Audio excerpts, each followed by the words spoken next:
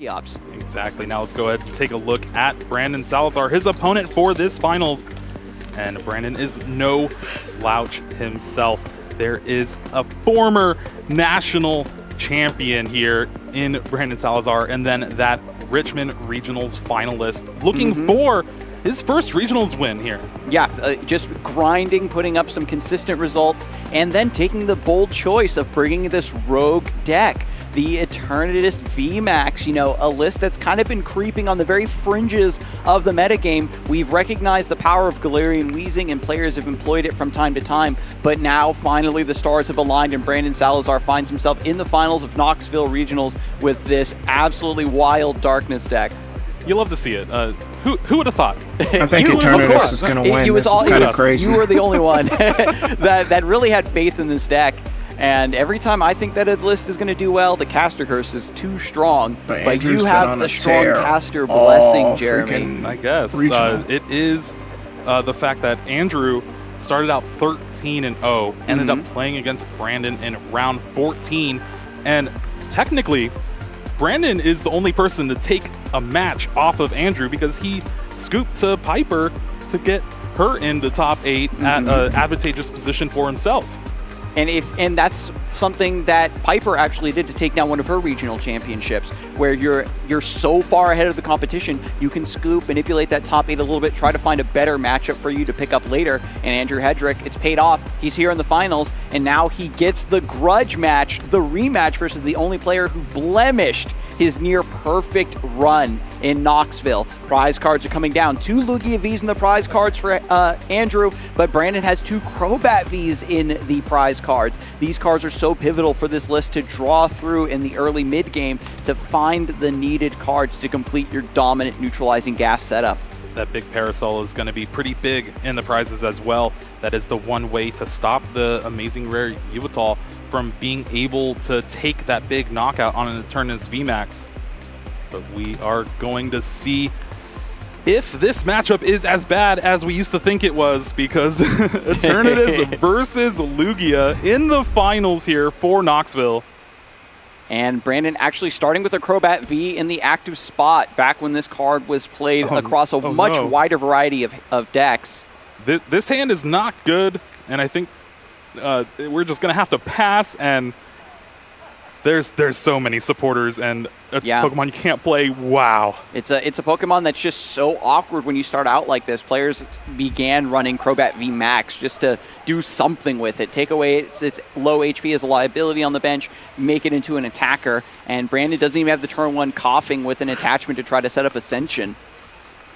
Yeah, there's nothing going on in Brandon's hand right now. There's 2 Judge, 2 Marnie, and Andrew essentially going first this match, even though you're going second, has the access to play all those supporters that OG he first. wants to. Yeah. You get the supporter on top of it. Icing on the cake. Radiant Charizard is still, of course, a little bit awkward to have in the starting hand, but if Brandon's hand just continues to brick like this, we could see a little bit of a repeat of what we saw earlier in the broadcast, Jeremy, where you have the Radiant Charizard and you're just manually attaching to it, just getting it set up with an Archeops to claim an early 2 prizes.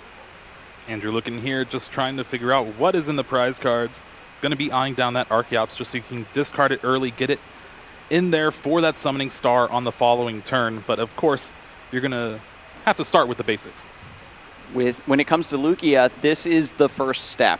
No matter what happens, you have to complete your setup. It's completely tied to whether you can get these Archeops in play. And so with Evolution Incense finding 1, we have to be able to discard this. There's an Ultra Ball to discard 1 Archeops to the pile, and an Aurora Energy looking to be the second discard. It's a tough choice here. Yeah, this hand is actually not doing Andrew any favors. No, you need the boss. You have that Ultra Ball to discard the Archeops, but you have to get that Lugia V. If you don't, you're going to rely on something like a Luminion to find a Professor's Research. Then you're discarding even more resources, and there's a possibility that you don't get the Lugia, and there's 2 in the prize cards. So that's even more detrimental. And he already knows the writing's on the wall, and we know when you have 2 Lugias in the prizes, you have to only put 1 on the bench. There's only 3 Lugia V in this deck. So Brandon, fortunately, with this awkward start, isn't going to be able to do any kind of silly boss KO stuff. So Andrew might be okay with just the 1 Lugia V. but we still need to find the Lugia V-Star to get that Summoning Star ability, and not to mention the second Archeops. Yeah, this game is pretty laid out with the way both these players have drawn. We're going to have the energy attachment, but the hand's going to get shuffled in with those supporters in Brandon's hand in the first place, so it's really going to have to see if you can get that switch into the Coughing to Ascension, and it's going to be a big 5 cards off this Marnie. Yep, it's just a top deck, bench the Eternatus V, and now Marnie. Brandon's looking for a Coughing, looking for an energy, needs to try to set up the Ascension. Boss. Who knows if it's early enough in the game, just going to go for a boost shake, try to get that neutralizing gas. The problem with neutralizing gas, of course, is it only works when Weezing is in the active spot. We have to get this Crobat V out of the way. Now off the 5 cards, I did see a quick ball, so that's going to unlock the hand thanks to Crobat V. This deck does play 4 of them, so even with the one in the prize cards and the one starting, you will have access to that draw power. And he's going to look for it. Brandon's done this play time and time again, using Quick Ball to discard that Darkness energy, bringing it back with the Dark Patch. It's risky, though, because the deck only plays 8 energy, and so while it does play into that item card in Dark Patch, being able to get in Dark Energy and attach it to one of your bench Dark Pokemon, a lot of the times you might need that to retreat into the Boost Shake. You might need that just to attach to the Coughing to Ascension. And so Brandon's going to take a quick count of the list once more. Does pick up that Crobat V. Super important to, once again, find these pieces. There's a lot of moving parts with this list. You think that once you get the Galarian Weezing, that's all you care about, but you still have to get there. Coughing, still a pretty small, basic Pokemon. Attach that energy to it. You have to get it into the active and use that Ascension attack to get the evolution into Galarian Weezing. So it's going to be a big Crobat V here. After that Quick Ball, there is only 4 cards in the hand, correct? 3. 3 cards, okay. He will be able to play 2 of them down, the Temple of Sinnoh, and then I think okay, the Galarian Zigzagoon here. And sometimes Brandon really does want to hold on to the Galarian Zigzagoon, of course, to set up plays for later on, combined with the Poison, but for now, wants that extra card out of the deck. Finds a couple Ultra Balls here. Had basically everything needed except for the way to get the Crobat V out of the active spot. Really was hoping for something like a Forest Seal Stone there. You do have a couple Ultra Ball, that Coughing, and an Energy, but you're not going to be able to get that neutralizing gas out this turn. And with Crobat V stranded in the active, I wonder where Brandon is going to attach this energy. He's going to set up the Eternatus. Yeah, it's a very tough decision. Do I want to try to just attach to the Coughing now, try to play the Ascension? Do I attach to the Crobat V, try to get a retreat down, or do I just set up the Radiant Eternatus? Excuse me, no, this is regular Eternatus. Eternatus. I'm so used to seeing the Radiant one, not even that. Nobody plays that one. Yeah, it's just going to be that Dark Energy on that Eternatus V. The Eternatus VMAX is able to do a lot of damage with its Dread End attack, up to 270 if you have all your Dark Pokemon in play. So having that 1 damage counter on the Lugia V is very good for the future, just because Lugia V-Star has 280 HP, and as long as you have a Temple of Sinnoh, that V-Guard energy won't matter. Beautiful. And as we go over to Andrew, speaking of beautiful, that Oranguru Lumineon finds the Lumineon. The Oranguru has been popping off so much for these Lugia players. Let me tell you, they seem to find themselves in these tight spots constantly, and the Primate Wisdom bails them out. Seeing that 1 extra card from the top of the deck is the difference between a magnificent hand and a bricked hand. Professor's research being picked up from the Lumineon. Hopefully we can find the Archeops, the Lugia V-Star, and then a way to get that Archeops into the discard pile. I believe there is the 1 in there from the first turn. So it's really going to have to draw into another one and a way to discard it, like you said. Quick Ball, Ultra Ball, Aurora Energies are your options, but with an energy in hand, I think we're going to see that, 2 double turbo and a powerful colorless. Both of those are very important in this match. So we can get the Choice Spell attached. We can attach the, what do you think, double turbo or powerful? It's going to be the powerful Choice Spell on the Lugia, because that is the one way you can really take down an Eternatus VMAX later on in the game, and having to discard that double turbo energy is going to be pretty big, at least with attacking with this Radiant Charizard early. Yeah, the Radiant Charizard, the Yveltal really love having that double turbo. Professor's research now for 7 cards. There's the Lugia V-Star. No. Not seeing an Archeops. The Archeops is there, but the only way to discard it is the Aurora energy, but Andrew has already attached for the turn, so if he chooses to Summoning Star this turn, which is a possibility, you're only going to get that one Archeops, and with the Temple of Sinnoh in play, considering it. Temple of Sinnoh in play, you won't be able to attack this turn, so just pass the turn back, and this smart heads-up thinking from Andrew. Yeah, just leaving the Radiant Charizard in the active, recognizes that Brandon has this Crobat V that's somewhat stranded. And Brandon's going to go for the Judge. This means that Andrew's losing out on that Archeops that was in the hand, but hopefully just draws into Evolution Incense, something that can very easily fish that back out. And the Aurora Energy going back into the deck is always nice too. And this is what Brandon has set up his deck to do in basically every game, is I'm going to Marnie or Judge you for 7 turns in a row and hope you do not draw out of it. And Brandon really needing to find an energy or a way to get the Crobat out of the active spot, and something like a Dark Patch now because you attach to that Eternatus V on the bench. If you want to get Galarian Weezing going and get that severe poison up, you're going to need a lot of cards here. So 4 off the Judge is where we start. Forest Seal Stone's also magnificent. Can use that V-Star power. Get the Crobat V out of the active. Galarian Weezing is set up.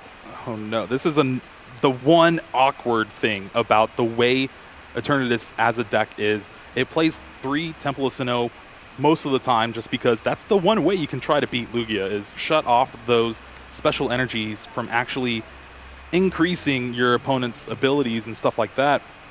The one Hiding Dark, you have to discard it with Retreat, even though it gives your Pokemon free Retreat, but that's because it does not have an effect because of Temple of Sinnoh. So after using the attach for turn to get the Crobat V out of the active spot, we have the attachment of the Forest Seal Stone to the second Crobat V, but Galarian Weezing not able to drop the severe poison this turn, but still has the neutralizing gas online. Good things come to those who wait, and Andrew's hand is stacked here. Has the Serena to get the Galarian Weezing out of the active spot, the Evolution Incense to grab the Archeops, and then a Quick Ball to discard the Archeops, and now you have Summoning Star online. It's all coming together. We can get the Galarian Weezing out of the active, and that opens up so much room for Andrew to get some attackers set up. Once you complete the establishment of these attacking Pokemon, the fact that the rest of your, bench doesn't have any abilities is totally acceptable. So here comes Serena first of all. Is there a target that you really want to bring up here? Maybe that Forest Seal Stone? It's between that Forest Seal Stone and the Eternatus V.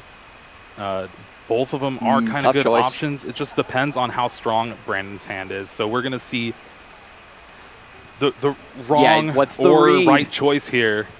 It's one of those things that you can't tell which one is best, just whichever one proves to be the plus EV as we head through this game. This is where basing everything on your opponent's body language is really important. If you see Brandon just kind of slumped in the chair a little bit, maybe didn't really like the hand off that Judge, was not able to Crobat last turn, take away that Forest Seal Stone, take away some of the options that he might have, and then maybe the Eternatus V won't even do anything. So that's the read that Andrew decides to go with. Crobat V with that Forest Seal Stone in the active. Evolution Incense to find the Archeops. Discards it with the Quick Ball. Going to search through the deck one more time. Can thin an extra card. Manaphy being pulled to the top. Just another way to thin the deck. You can use that other Quick Ball if you want. Just keep it for the following turn. And this is what Andrew actually didn't get to do too much in the top 4 match against Raul. All 3 games had just 1 Archeops in play. Finally now having 2, and desperately needs it in this matchup. Now with 2 Archeops, the Primal Turbo is online. Just a couple more energies to set up this Lugia V-Star. We might even see that attachment to the Charizard as well to retreat that out of the active spot. Do we want to just fully support this and try to use it as an attacker? We have to get Temple of Sinnoh out of the way, though, so that Heat Energy and the Aurora Energy can actually provide that, that fire that it needs. Yeah, I'm not actually sure if Andrew can pull it off with the way the hand is. You can get 2 energy on that Lugia, but then you need 3 energy to retreat the Radiant Charizard. Oh yeah, he's chunky. Since you can't use double colorless because of the Temple of Sinnoh, it just counts as 1 energy. You'd have to attach from hand, but I think Andrew has it. So that's Primal Turbo to set up the Lugia V-Star. 2 capture energies going onto the Radiant Charizard. and these are energies that you have to be okay with losing if you're going to go for the full retreat here. One more attach for turn. What's in the hand? We knew his hand. He did not have it, so there's just a pass of the turn, and with this game, oh wow, that was a big turn for Brandon. Keeping that Forest Seal Stone in play gives a glimmer of hope. The Archeops are already down, but there's still a chance. There is, of course, the Judge in hand as well. Can see a few cards before things go too far. Opts for the escape rope first. Just going to get this Crobat V out of the active spot. Andrew has to promote first. Is Brandon going to try to promote the Eternatus V here to go for an aggressive play, or just wants to put up the neutralizing gas? It's really going to be dependent on the hand, but Wheezing can buy you time. And especially if something like an Archeops or that Oranguru get in the active spot, the poison damage will add up, especially if Andrew does not draw an energy just to retreat. This is such a tough call. Opts for the Archeops. Going to give up one of these engine Pokemon from the bench. Doesn't even consider the Oranguru. Saying, well, I've got Radiant Charizard with some energy on it. I've got Lugia V-Star with some energy on it. I should be good to go. And he got a lot of experience against Rahul playing with just one Archeops.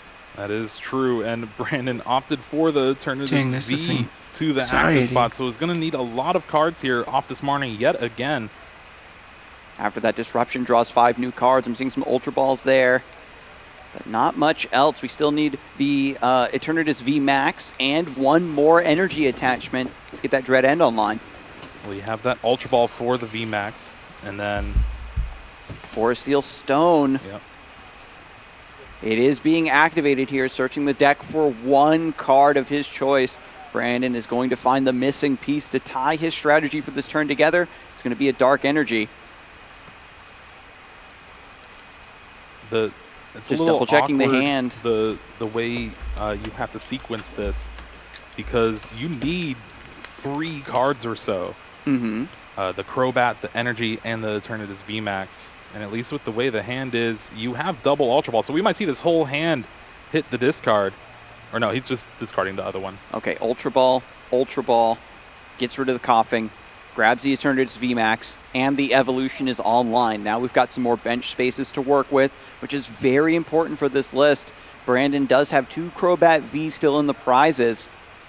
So the card draw that you need to really supplement this turn and set yourself up for next turn, not really online. Just going to fully bench this Radiant, Hisuian Sneasler, and the coughing to get max damage on the Dread End. 1 prize over to Brandon Salazar. Crobat V looks to be the pick. Which is huge. Massive. 0 cards in hand, able to grab that out of the deck. Now you just have to fade a knockout here. Yeah, Lugia V-Star was set up from long ago, has the V-Guard energy, 1 powerful colorless energy, and the Choice Belt. We have to get this Temple of Sinnoh out of play and a bunch of powerful energies attached to take down the big HP of Eternatus VMAX. Well, even then, it's still not going to be enough. 340. Lugia has the ability to go to 330. Oh, no. So it's all reliant on that Yveltal with its amazing destruction attack. It's just, now you can't charge it up in 1 turn with only 1 Archeops. And the Quick Ball, the Yveltal is being looked at here, but once you have to have it survive 1 turn after you manually attach, or just use the Primal Turbo on it, and it's going to be a massive telegraph to Brandon Salazar that amazing destruction is coming. So he's going to maybe try to boss that up, or just retreat the Eternatus VMAX to the bench, make it a little bit harder to gain access to, especially with that neutralizing gas potentially coming back online. Looks like that's what Andrew is doing, and the one way to get rid of the Temple of Sinnoh is just the Tempest Dive. And with that attack, you can get rid of the stadium, and that'll unlock your special energies. Holding onto the double turbo in hand is also pretty risky, because you know the Marnie and the Judge chain keeps going on. Boss's orders off the top. Opts not to... Players have become so used to holding these resources for next turn, trying to set up their next play with Oranguru, and the player base has adapted by using Judge. Brandon Salazar has to get another disruptive supporter off of this next top deck, and hopefully the Crobat. believe that was another Zigzagoon drawn off the top. Well, if so, you still need the Temple of Sinnoh to be able to take the knockout here, or something like a Choice Belt. And drawing 5 cards here. There's the Choice Belt. Now just needs the full bench, and I think with the Quick Ball, we'll be able to do that. It's all coming together with Andrew losing out on the Lugia V-Star. The Yveltal comes through to clean up those 3 prizes on the Eternatus VMAX, but you've already kind of put 2 turns worth of value into this, and once this big attacker goes down, Brandon can just start pivoting into the Severe Poison and the Radiant Sneasler. And as we know, Lugia does not have a lot of pivoting cards, a lot of switching cards. That Poison is going to stick for a few turns. Now, Brandon's hand is pretty good here. The 1 bench space left. You're going to Quick Ball for the Eternatus V because you need a response to that Yveltal. If that Yveltal is able to stick around, it just takes knockout after knockout after knockout. So with the Eternatus V, there's a Dark Patch in hand. So you can Dark Patch, get an energy on there, even though there's not another one in hand. You're still able to potentially respond next turn.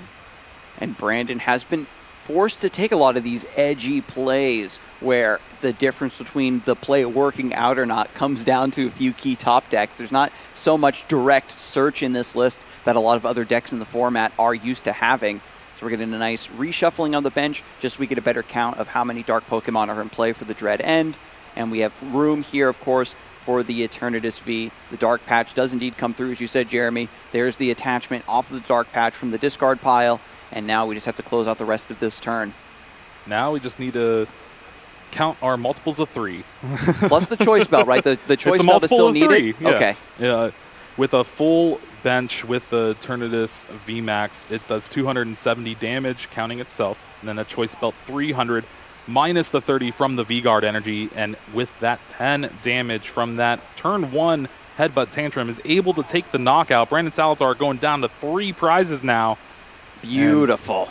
And Hedrick has the opportunity to respond with the Radiant Charizard, but if you do, that will open up something like a Galarian Weezing because that Radiant Charizard can't attack 2 turns in a row. Also, again, has the 3 retreat cost, so it's just going to kind of be stranded in the active. And Brandon held on to that second Galarian Zigzagoon in the hand to try to set up another cheeky play. No, he ended up discarding it. Oh, it went off ball. screen. Yeah. I didn't see. I thought that he had benched it way off to the side. Okay, I see now. Jeremy, see, I'm glad that I've got you here on the desk with me because you are the Eternatus expert. You know this deck. This is your baby, and it's in the finals. I know you're so proud right now. I am, and Brandon is clawing back from what seemed like a pretty bad first couple of turns here. Yeah, Radiant Charizard, you know, this was the poster child for comebacks back in the day when it first kind of hit the scene. And it's going to have to do a lot of heavy lifting once more to keep Andrew in the running in the first game of this best of 3 for the finals. There's the Heat Fire Energy attached. And with Brandon having taken 3 prizes, that excited heart is all ready to go. Listen, Radiant Charizard spits fire hot enough to melt boulders. And it's gonna melt an Eternatus VMAX here soon. 3 prizes going over to Andrew once this attack is announced, and they have to be some bangers. Gonna go for the Primate Wisdom just to see one more card before announcing. Ooh, wait, and the double turbo going onto the Yveltal. That's very important, actually. Yeah, so it doesn't get shuffled back into the deck with Marnie or Judge.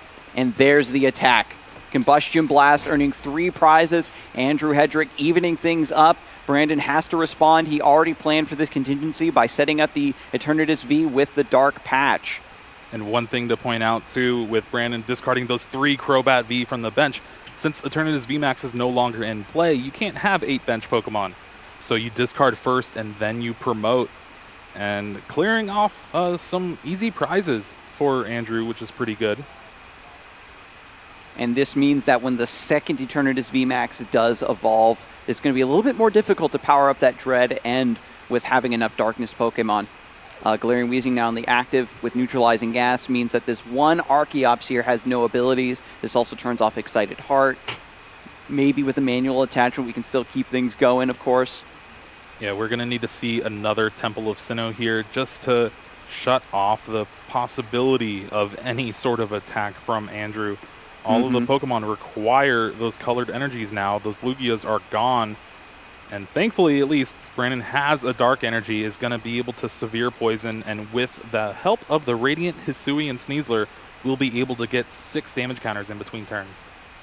And that chip damage adds up so much over time. We saw it in the top 4 match, and even the 1 damage counter from the Zigzagoon earlier in this first game had massive implications for taking those prizes later on.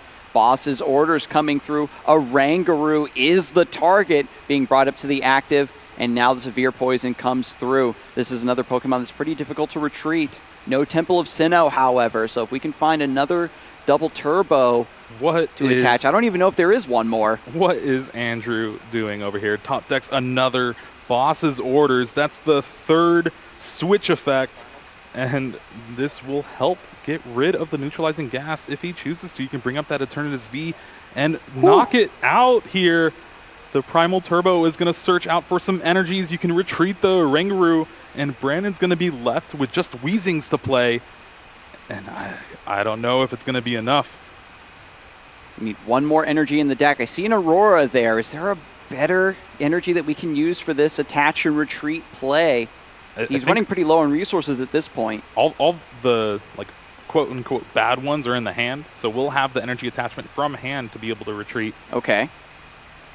Say that there's just one capture energy.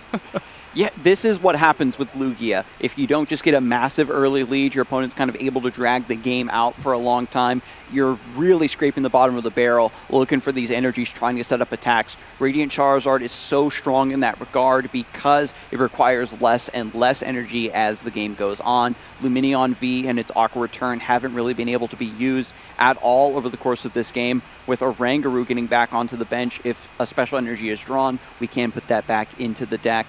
After the Ultra Ball is used, Lugia V-Star is found just to thin the deck a little bit more. And there is the attach.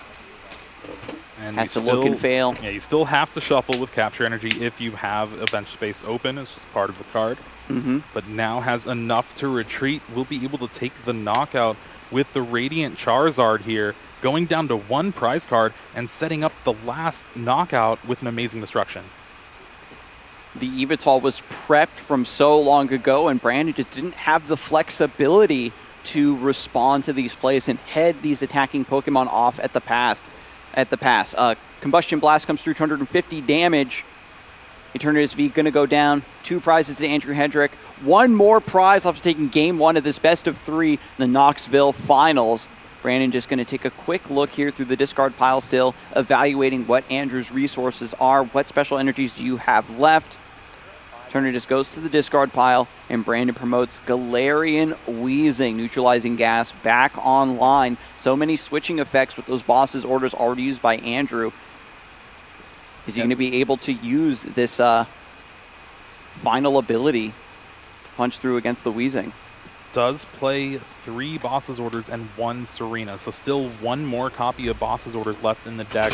All Brandon has is that severe poison. So we just have to attach 1 more Aurora energy to the Yveltal. We can just hard retreat the Radiant Charizard, right? Yep, and I think it's going to have to be off this 5-card Marnie to try to find an energy here. Going to thin down the hand and the deck as best as you can. Yeah, because the Heat Fire was already attached to the Radiant Charizard, we have to find that Aurora energy to fill the attack requirement for Yveltal. Combustion Blast can't be used 2 turns in a row. This attack must come through now. You're going to grab a Pokemon because it's going to go to the bottom of the deck with Marnie, so it's just increasing your odds ever so slightly. All the percentage points matter here. 5 cards to find Aurora energy. That's all Andrew Hedrick needs to take this last prize. Brandon can only sit by and wait. The Marnie comes down. The hand is shuffled, put down to the bottom of the deck. 5 cards off the top. One of them needs to be an Aurora. I'm not sure of the percentage here, but Andrew did everything he could to manipulate it in his favor. 5 big cards. Do we see it? No. Just a bunch of supporters. But you got the Boss's Orders for next turn. And with the way the board is set up for Brandon, is not able to really take a knockout other than just passing the turn with that Radiant Charizard getting KO'd with the poison damage. Yeah, the Eternatus are already knocked out. We're just relying on neutralizing gas and poison to slowly take knockouts. But at this point, when your opponent only has one prize left, you can't take a wait-and-see line like that. Drapion V in the hand, not really going to do much in this matchup. Just doing a small cleanup there of the prize. Another Marnie. Hey, it gets rid of that last boss's orders to the bottom of the deck, but now you run the risk. Andrew gets to dig deeper for that Aurora energy. 4 cards now, and then 1 off the top for the draw. It's not in hand again, and Temple there of is Sinnoh! it. The Temple of Sinnoh able to shut off the Aurora energies. Exactly the perfect time for that Stadium card for Brandon. So after the Severe Poison finally takes down Radiant Charizard, that's 1 more prize to Brandon Salazar, and Andrew Hedrick can promote here. There is the Lost Vacuum in hand to get rid of this Temple of Sinnoh. So now we just still have to find the Aurora energy. Is that a Professor's Research in hand? No, it's the Irida. Oof. I think you have to promote the Oranguru and kind of buy yourself another turn, because if you promote that Yveltal, it's running the risk of your only attacker left getting knocked out in the next couple turns. That is a fine play, especially because we know Brandon doesn't really have enough threat potential to like take 2 prizes against this Lumineon V. Or you could just bring it up in active, rip that Aurora energy off the top. My God! Was there ever any doubt? Lost Vacuum, Lost Zones, the Temple of Sinnoh, the Aurora energy comes through for amazing destruction on Galarian Weezing to take the final prize of Game 1. I'm sorry, y'all. I read a little ahead on the script. Didn't mean to spoil it Andrew for everyone killed out it. there at home and the crowd. What a match. What a top deck. Andrew Hedrick is 1 game away from going back-to-back. The first time we're ever going to see a back-to-back regional champion like this on our circuit. And these events are so massive in the modern era to take down all these players. It's so clutch to see. Not the first time to do it, though, because back in the past, the great Jimmy Pendarvis was able to What year was that? I can't remember the year, but Chip will know. We'll ask Chip later, but I don't want to sell anybody short. It's been a long time, we'll say, since we've had a back-to-back champion, and Andrew Hedrick has been running hot this entire tournament. This is the player that was able to take a win off of him earlier in the Swiss round, so now they're shuffling the cards, trying again. 1 game off of claiming this finals in Knoxville. Brandon shaking his head a little bit, still trying to keep in the game. The strategy did work in that first game. It was just a little bit too slow. If we can get the boost shake or something, get that wheezing down just a little bit faster, it could spell the difference between victory and defeat in game 2. Yeah, it was 2019, so 4 years ago for Jimmy Pendarvis, and then Caleb Gedimer also won 2 in a row in the same year. Okay, so he's joining the pantheon of two-time back-to-back champions here. Now, I am pretty excited how close Brandon was able to make that game, especially with 2 Crobat V in the prize cards, and then I think the game-deciding card, that big Paracel in the top of those prize cards. If that tool was anywhere for Brandon throughout that game, that Amazing Destruction was not doing anything. Exactly. The Lost Vacuum, you can't pick one or the other. You're just completely done. And when we go into game number 2, the players are shuffling immensely. Everything is into these draws, into these prize cards. You've got to put your heart and soul into shuffling these. Make sure the deck is completely mixed, especially with Lugia, right? You get that handful of special energies, you're done. You're done. Seismitoad we saw that happen with Connor Fenton. Just a handful of 5 special energies and having to pass the turn. Now we're hoping for some quality hands here, and at least looking at Brandon's, that's pretty good for Sealstone. A couple coughing to go along with a Crobat V. Meanwhile, nicely done. I think you cursed Andrew a little bit. There is 4 special energies in that hand, Adam. Uh-oh. Lugia V star in the prizes. Ultra Ball. Serena and Boss's orders in the prize cards. That means Andrew's only going to have 2 outs in the deck to get around that Galarian Weezing with its neutralizing gas. Eternatus VMAX, both of them in the prize cards as well. Thankfully, Brandon does play 3 copies of it, so... Okay. Got the 3/3 line. It's going to be a premium, though. Temple of Sinnoh being eyeballed here, double coughing down as well. We have to get a Pokemon V in play to use the Forest Seal Stone. But Brandon is a player that's really liked to sit on the Forest Seal Stone for the mid-late game when that really one missing card is so important to tie the rest of your turn together. Not going to try to spam it out early to find that Boost Shake or get some other dark energy. Well, you say that, but finding Boost Shake on turn 1 with that Forest Seal Stone is exactly what you play it for. That one of Boost Shake, that's the only way to find it. And if I would go for get it. that and shut off abilities before Andrew even gets a turn, things are going to be looking pretty good for this Galarian Weezing. But no, just Brandon passing the turn. Very passive, very respectful, doesn't want to extend. Wants to see how Andrew's hand is looking, I would say. Get a read on if your opponent's hand is kind of bricky. Maybe you know whether you should be following up with Judges or Marnies after you get that ability lockdown. I think we're going to see the Aurora Energy just to be able to discard the Archeops in the hand. You can also, Rain Splash for 20 damage, but it's not really going to be something you're going to continue on. And the last couple regionals, we've seen some rare attacks. We had during OCIC, we saw Scratch on Sableye, and we had Rollout earlier. No, we almost had Rollout earlier. Oh, yeah. Man, don't remind me.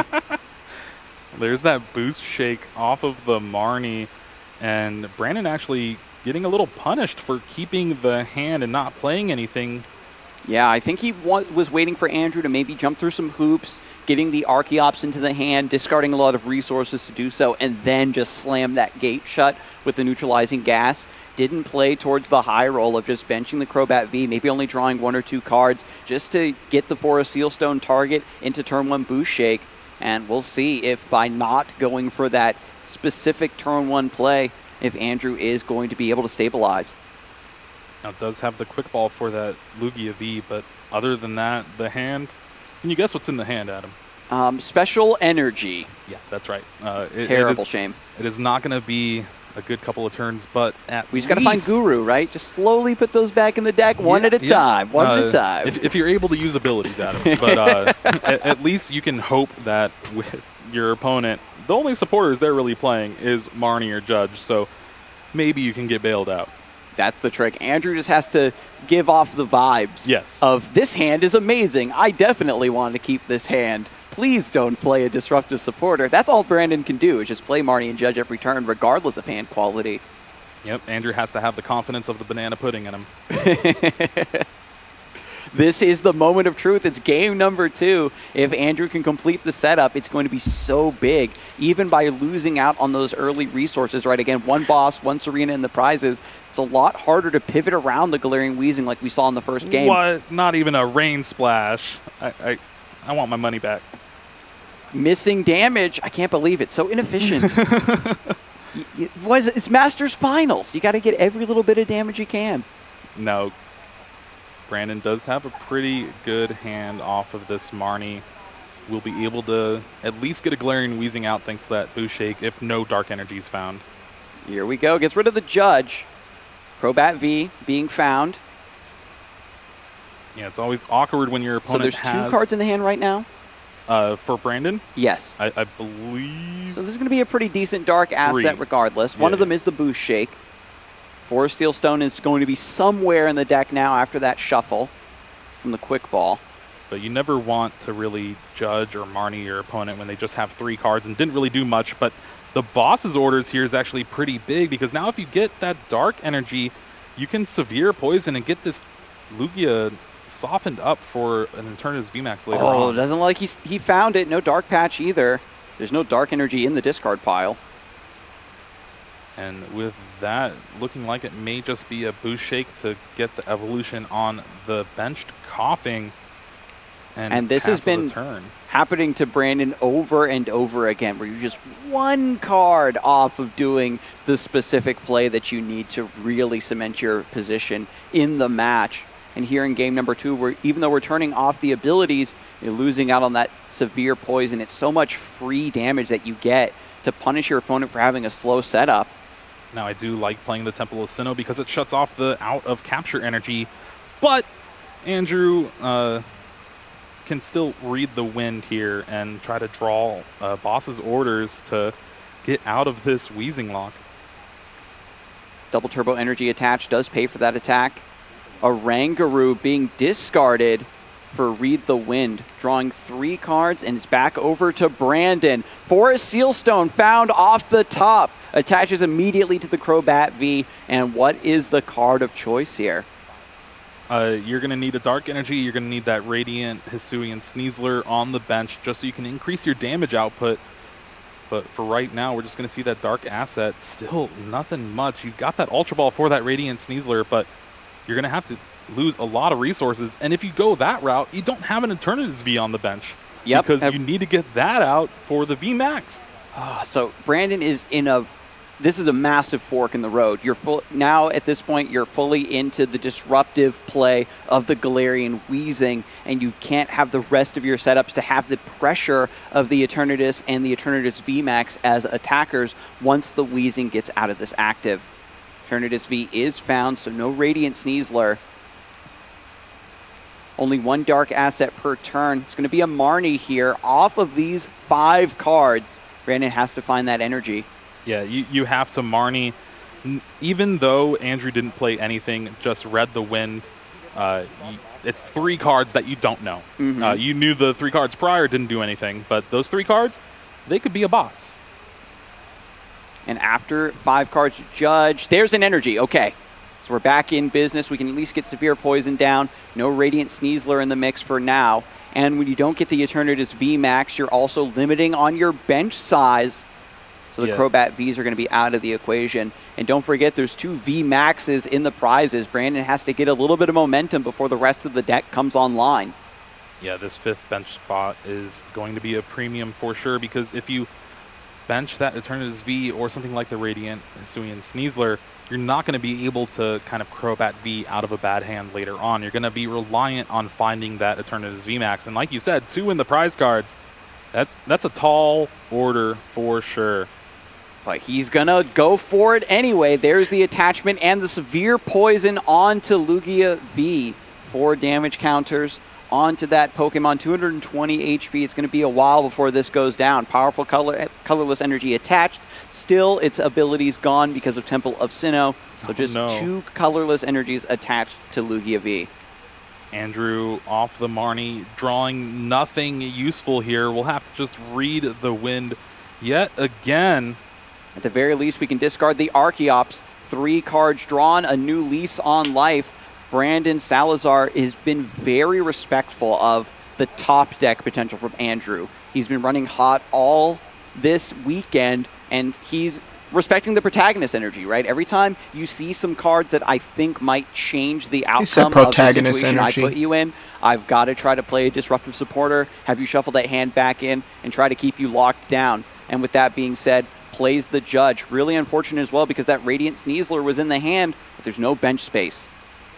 Yeah, we maybe could have seen the Forest Sealstone to fetch out that Eternatus VMAX. Then you get the Radiant Sneasler onto the bench.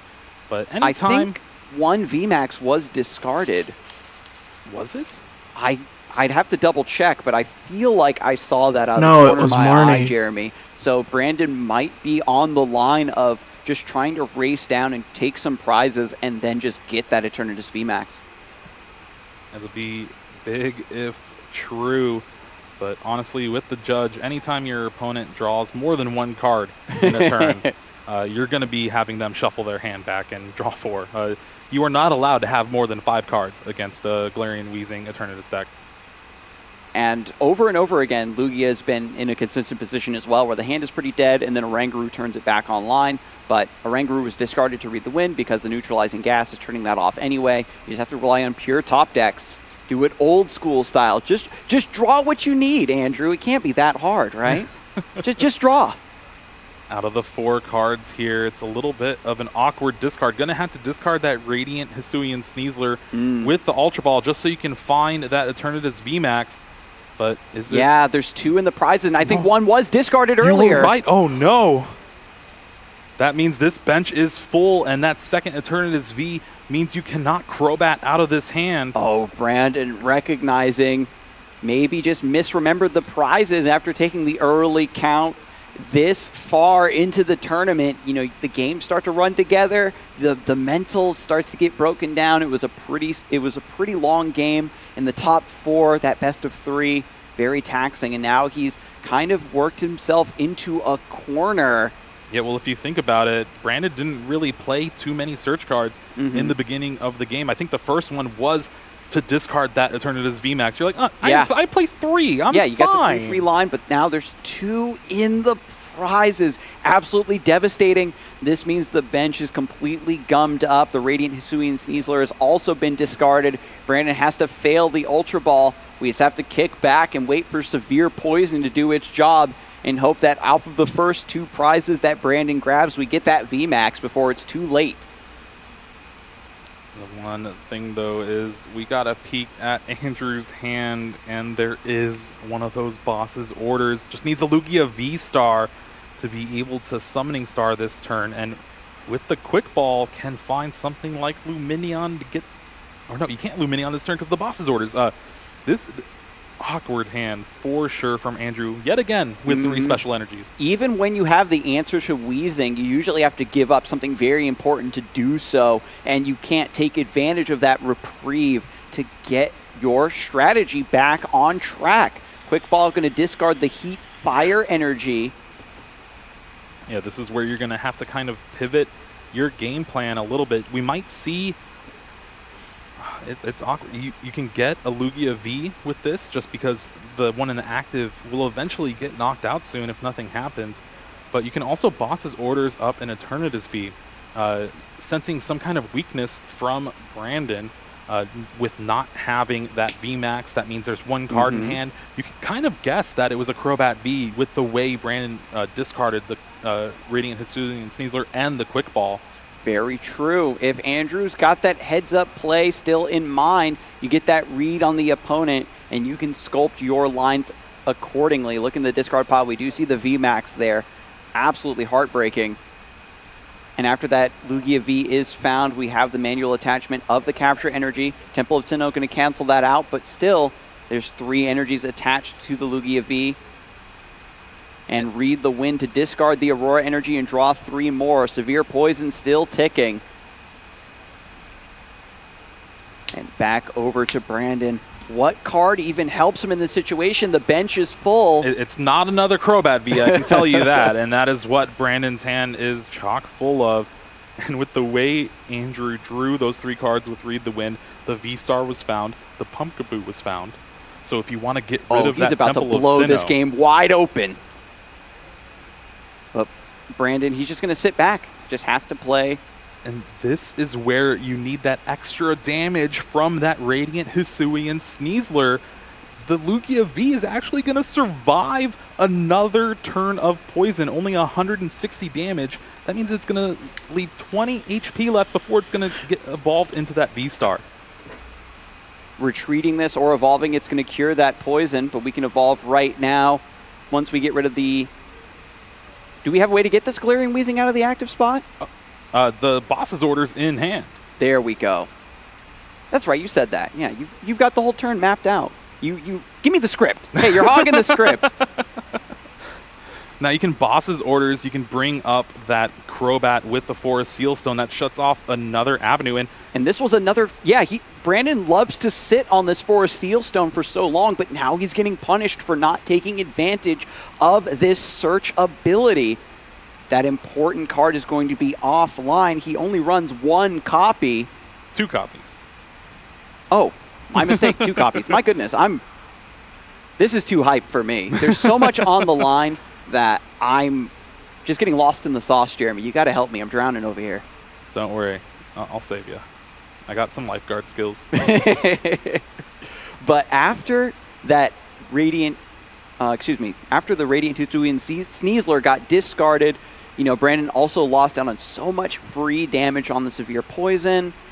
Now the Galarian Wheezing is being put back onto the bench with boss's orders. This opens up the Summoning Star ability. Archeops is now down. We're getting attackers up and running. Even though no prizes have been taken so far in this game, Andrew is about to start running away with this one. the Crobat V is going to offer up 2 prizes easily, and then there's just a lot of easy targets on the bench for Brandon Salazar. It'll open up 1 spot for one of the Crobat Vs in hand, but you still have to figure out what to do. Just going to go for the Tempest Dive here. And what a 2 prize cards to pull. The Boss's Orders and the Serena. Now Brandon is going to be having to find a Judge or a Marnie to get things going yet again. You can Dark Asset to draw some cards, but even with the Severe Poison, you're not taking a knockout yet again on the Lugia. There's the Crobat V coming through. Dark Asset up to 6, finds a Dark Energy to attach, but again, no Eternatus VMAX. No attackers to really follow up with this Galarian Weezing. It's just a matter of hoping the poison sticks after Severe Poison and praying that there is no other Boss's Orders. We thought that Andrew would be in a much stickier position in this game because there is 1 Boss's Orders and 1 Serena in the prizes, but at the end of the day, it does not matter. He's already got multiple attackers ready to go. Just going to be another attach here. This is not much for Brandon to do. Rough.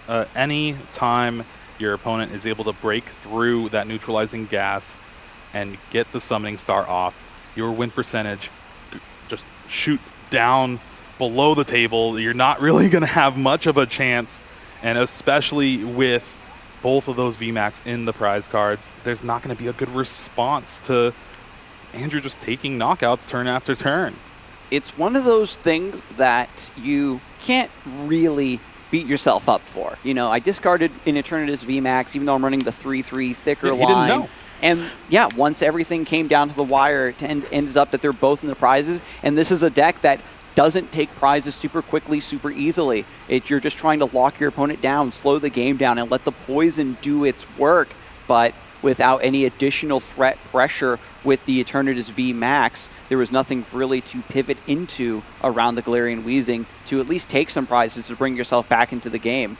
Now we're going to see the Serena. It seems pretty obvious to bring up that Eternatus V with the Dark Energy. You just kind of want to hedge your bets against much anything, and you do get the knockout with that Tempest Dive. And the Lugia V-Star still survives the poison. Just a little bit, right?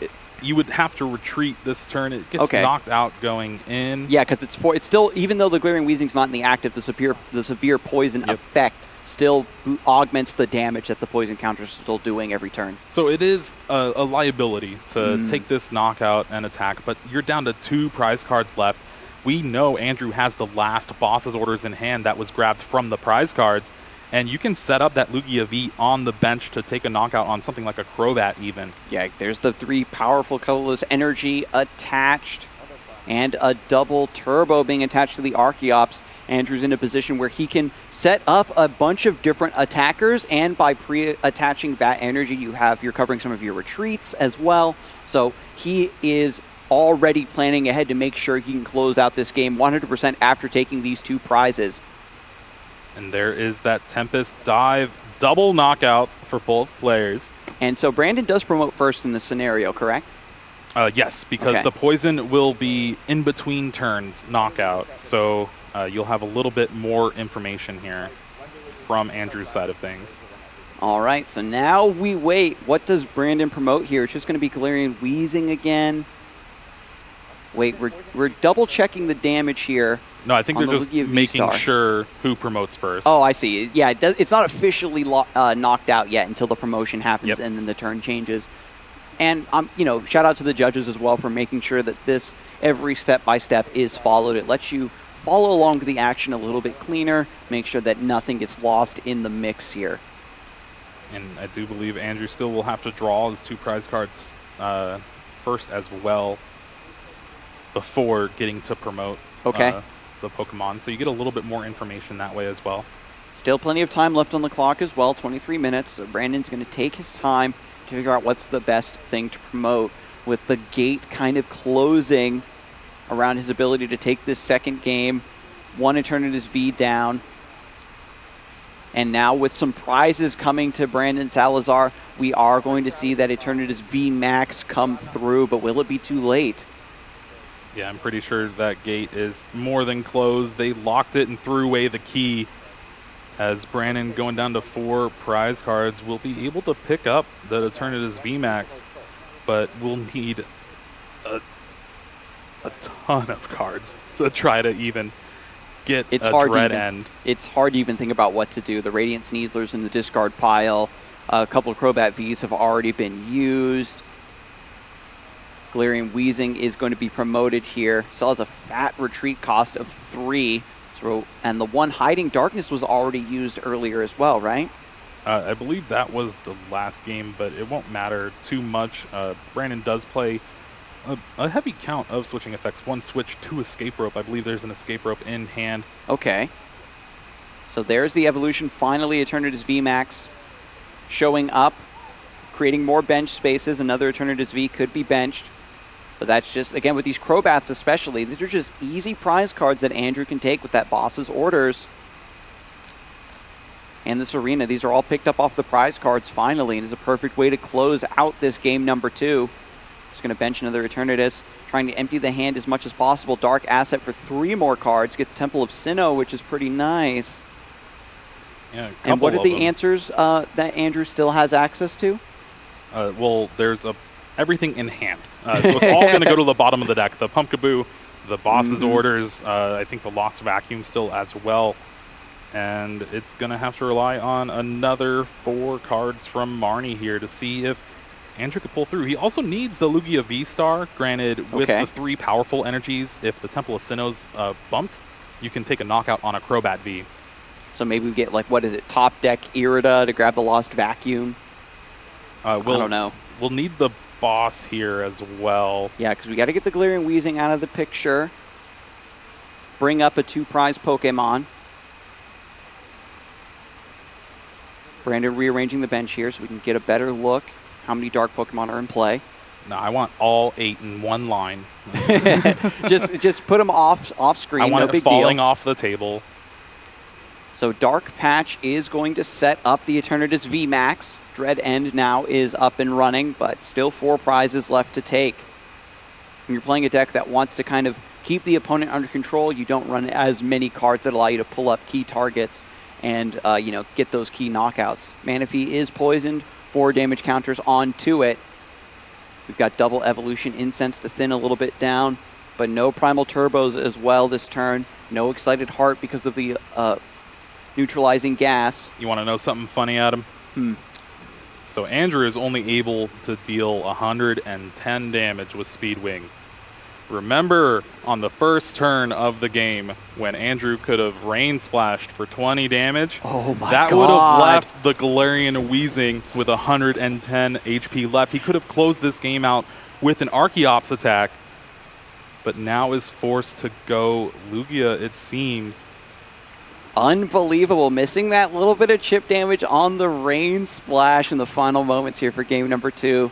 Archeops just going to be found off the evolution incense within the deck a little bit and get a nice shuffle after that Marnie. Still trying to find an out against the Temple of Sinnoh and a means to get around this Galarian Weezing. Still a very tall ask here. Manually retreats the Manaphy.